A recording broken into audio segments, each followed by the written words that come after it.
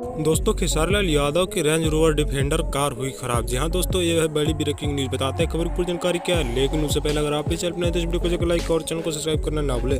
दोस्तों आप लोगों को बता दें खेसारी लाल यादव जो कि 2.3 करोड़ का एक कार खरीदे थे जिसका नाम था रेंज रोवर, और दोस्तों काफ़ी चर्चे में चल रही थी। और दोस्तों कहीं ना कहीं खेसारी लाल यादव भी इस कार को देखकर बहुत ही खुश हुए थे, और दोस्तों कहीं ना कहीं अपने बेटे को ये गिफ्ट किए थे कार। और दोस्तों बता दें कि चंदा भाभी को भी जल्द से जल्द वे कार गिफ्ट करने वाले थे 1 साल के अंदर। हालांकि दोस्तों वे चाहते तो 2 गाड़ी एक साथ ले सकते थे, लेकिन उन पर सीबीआई का छापा पड़ सकता था, ईडी का छापा पड़ सकता था, इसके कारण वे 2 कार नहीं खरीद पाए। और दोस्तों कहीं ना कहीं खेसारी लाल यादव एक ही कार खरीदे, लेकिन दोस्तों उसमें भी कहीं ना कहीं उन पर काल मंडरा रही है। और दोस्तों खेसारी लाल यादव की ये कार हो गई पूरी तरह से खराब। और दोस्तों कहीं ना कहीं अब वे जहां से इस जापानीज कंपनी से मंगाए थे वहीं पर इस कार को रिप्लेस किया जाएगा।